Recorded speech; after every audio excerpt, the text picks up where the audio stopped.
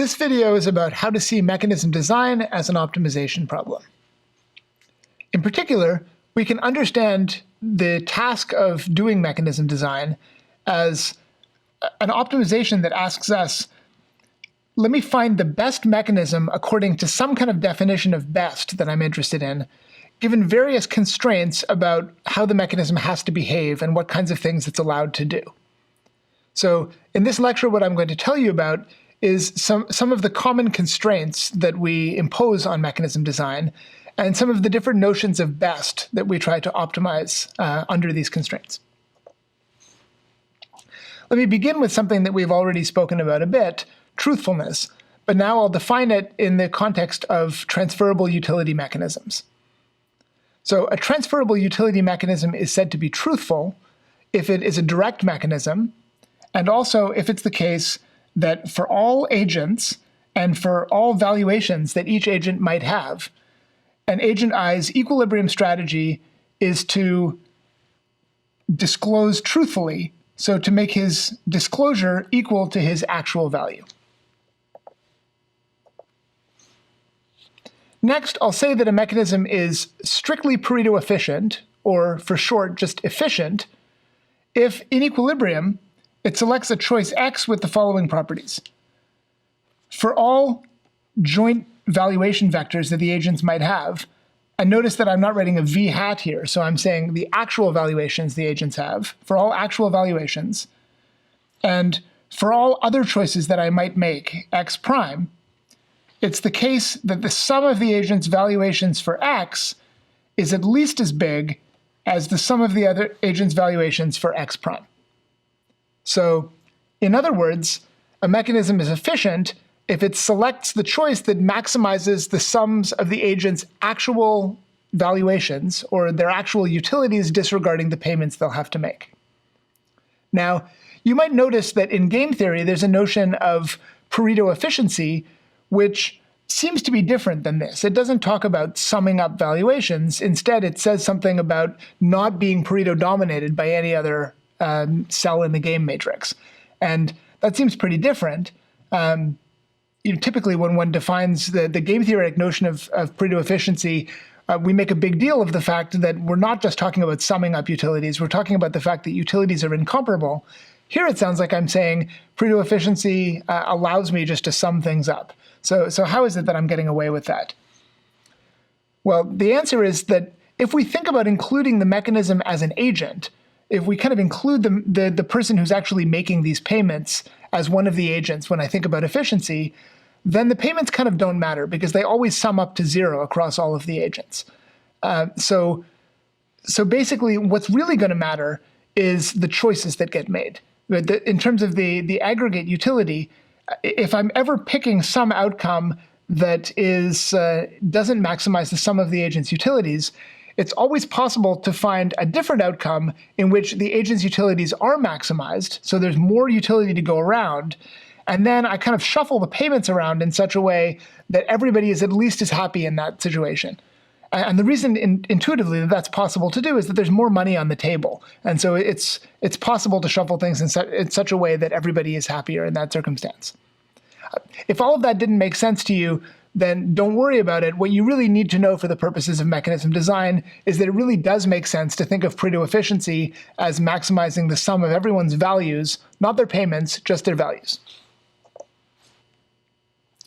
Let me also note, we call this efficiency, but there are various other notions of efficiency that we might care about. We might care about something like computational efficiency, how long a mechanism actually takes to run. In cases like that, we call this notion of strict Pareto efficiency economic efficiency to distinguish it from those other notions. We also call it social welfare maximization for the obvious reason that we're caring about picking the outcome that really does maximize the sum of the agent's utilities. And I've said this before, but just to draw your attention to it one last time, notice that here I'm talking about the agent's actual valuations. Here's another constraint that we might care about, budget balance. I'll say that a transferable utility mechanism is budget balanced when it's the case that for all joint valuations that the agents might have, and where S is the equilibrium strategy profile that they follow, their equilibrium strategies, given their valuations, yield payments that sum to zero. So in other words, what I'm saying here is that regardless of what the agent's types are, in equilibrium, the mechanism both collects and disperses the same amount of money from the agents. So the mechanism neither makes nor loses any money as long as the agents follow their equilibrium strategies. Now, you might wonder, why would I want the mechanism not to make any money? The answer is, it might be that I really want the money only to serve to get around impossibility theorems, and I really just want the mechanism to make good decisions. On the other hand, I might be running a mechanism and be perfectly happy to make money, but just be concerned about ever losing money. In that case, I would want a relaxed version of this condition called weak budget balance. And really the only difference here is I take this equality and I replace it with an inequality that says, I want to make sure that in equilibrium, it's never the case that I lose any money, but I'm quite happy to make a profit.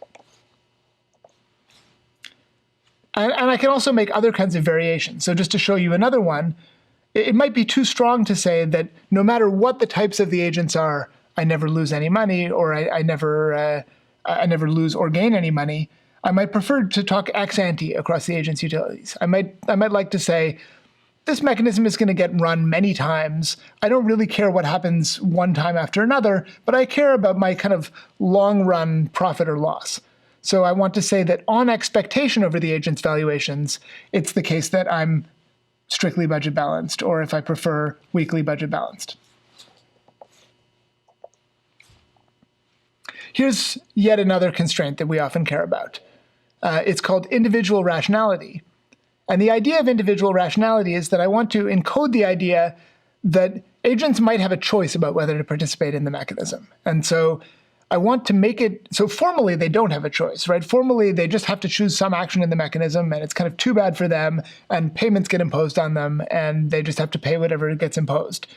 But in practice, we might want to have a condition on the mechanism that says agents actually would have liked to choose to be part of this mechanism. And in particular, we want to say, your expected utility for participating in the mechanism is no worse than your expected utility from staying at home. In other words, your expected utility is weakly positive. So, for example, I might care about this X interim.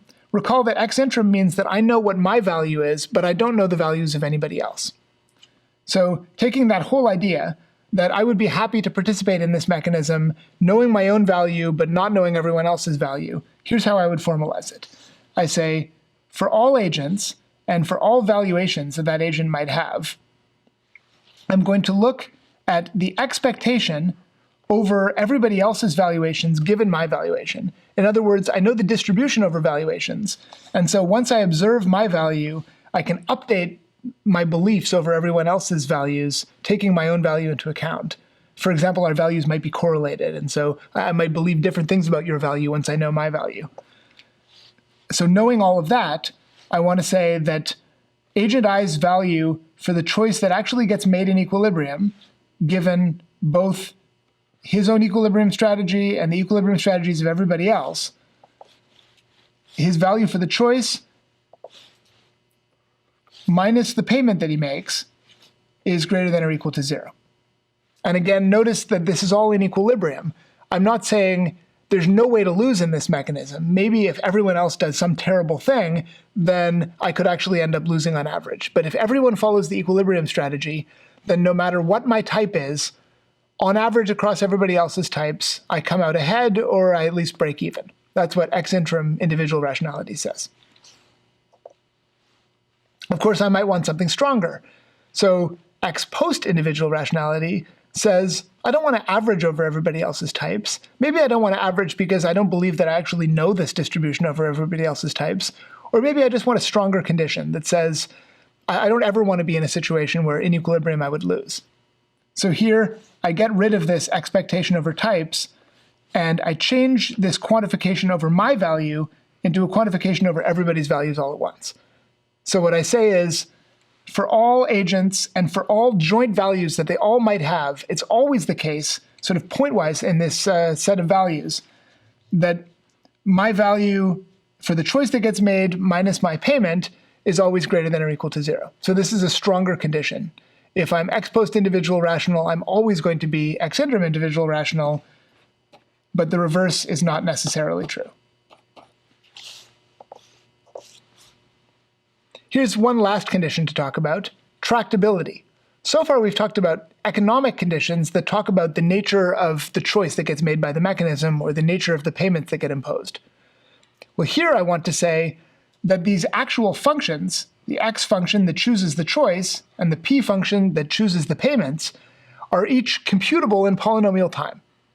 And turns out that some of the mechanisms that we're going to turn out to be interested in don't have this property.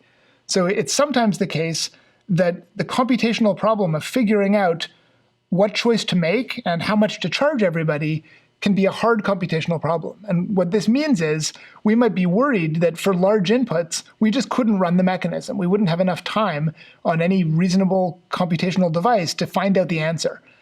And if that's true, then there's something wrong with the mechanism because we might worry that we just couldn't run it. So we might like to make a restriction that says, I want a guarantee that I can actually evaluate these functions tractably. And a common definition of tractability in computer science is the guarantee that something can be done in polynomial time. Okay, so much for constraints that we want to impose. Now let's think about objective functions that we might place on our mechanism. Here's one. I might actually like revenue. So maybe I'm selling something and I want a mechanism that does the best that it can. It satisfies various constraints. Maybe it's going to ensure individual rationality so people will want to participate. Maybe it's going to be weekly budget balance so that I know I never lose money. And maybe it's going to be truthful. But then once these constraints are satisfied, there's still going to be maybe a space of different mechanisms that would satisfy those constraints. And within that space, I might want to say that I want to pick the mechanism that gives me as much revenue as possible. So I'll call that mechanism revenue maximizing. And a mechanism is revenue maximizing when among all functions x and p that satisfy whatever other constraints it is that we care about, the mechanism selects those that maximizes the expectation over the agent's types of the sum of the payments, where this denotes the agent's equilibrium strategy profile. Notice here I'm using the theta notation for types instead of values, but the sense of it is the same. So the next objective function that we might care about is actually to minimize the amount of revenue that the mechanism collects. And this makes sense if I don't actually want the mechanism to make money, but I just want it to make a good decision. And the only reason that I have payments at all is that quasi-linear mechanism design is easier than mechanism design when I don't have payments, based on impossibility theorems that you've already seen. So, and I might just prefer strict budget balance. That might be the best thing. But there are cases where strict budget balance is impossible to satisfy. So I might just want to minimize the amount of revenue that I collect. So what I might do is make a constraint for weak budget balance, say at least I never want to lose money, and then I want to collect as little as possible. So I can formalize this here by saying what follows. Let me just note what you see here at the bottom before I go through the definition. Just for fun, I'm going to do this as a worst case over valuations rather than an expectation like I did on the previous slide. So I'll say that a transferable utility mechanism is revenue minimizing when, again, considering all of the functions x and p that satisfy whatever other constraints we have, the mechanism selects those that minimize the maximum over the agent's valuations of the sum of the payments in their equilibrium strategy profile. So here what I'm saying is that in the worst case, worst from the point of view of the minimization problem, so in the case where the valuations cause me to collect the most revenue, I want to make that number as little as possible. And of course I could do this with an average as well. Okay, another thing I might care about is fairness. I might want to say my mechanism is as fair as possible. Now, this might be something I want to say, but it turns out it's pretty hard to formalize. So let me give you an example. Consider these two cases and ask yourself, which of them do you think is fairer? So first of all, I might ask, what about a case where I charge all of the agents $100 and I make a choice that everybody hates? Secondly, consider a case where I charge all agents $0 and I make a choice that some of them hate and some of them like. Well, there's a sense in which the first one is really fair because it's the same for everybody. But we still sort of have the sense that the second one is better. We wouldn't want a sense of fairness that just talks about equality, because doing something terrible to everybody doesn't seem like a good way to design a mechanism. So I'd like some kind of definition of fairness that nevertheless says that the second thing is better than the first thing. And there are a variety of different definitions, but here's one that I like, max-min fairness. So this says, I want to look over all the agents and how they do in the mechanism, figure out who is the least happy, and then make that person the happiest. So I want to look at the person in society who gets sort of the worst deal in this mechanism, and then have things become as good as possible for that person.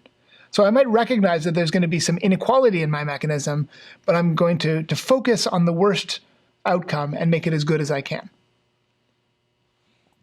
So I'll say formally that a mechanism is max-min fair when, among the functions x and p that satisfy whatever other constraints that I have, the mechanism selects those that maximizes the expectation over the agent's values of the minimum over the agents of their expected utility. So I want to maximize the expected value of the worst case. Here's the last thing I want to talk about, price of anarchy minimization. So before, when I talked about revenue minimization, I was kind of relaxing strict budget balance. In a case where I couldn't really have strict budget balance, I said, well, let me take this idea of collecting little revenue and put it into the objective function. I can do the same thing with efficiency. So it might be that strict efficiency is impossible or is too costly in terms of other things that I care about in the mechanism. And so I might put that into the objective function and say, I want a mechanism that is as close to efficient as possible. So in particular, I may want to minimize the worst case ratio between the optimal social welfare that could be achieved and the social welfare that the mechanism actually does achieve. And this ratio is called the price of anarchy. It's the difference between the very best thing that could happen and the thing that actually happens when agents act strategically in equilibrium. So formally, a transferable utility mechanism minimizes the price of anarchy when, among all of the functions x and p that satisfy the other constraints, it selects those that minimize this ratio. So the ratio is the maximum over all of the choices that could be made of the sum of the agent's utilities, divided by, so this is the social welfare, this is the best social welfare that I could have. And I'm going to divide that by the sum over all the agents of the values that they actually obtain in equilibrium for the choice that actually gets made. And I'm going to look in the worst case here over all values. So I'm going to look at the set of values that makes this as bad as it can be. And then I'm going to try to minimize this by choosing x and p that make this worst case price of anarchy as little as it can be. So those are all of the constraints and objective functions that I'm going to define for you today. Overall, you can kind of imagine just listing them all and essentially having an optimization problem that says, I want to find the x and the p that maximize or minimize whatever objective function I care about, subject to various constraints on how x and p work in terms of things like budget, individual rationality, truthfulness, and so on.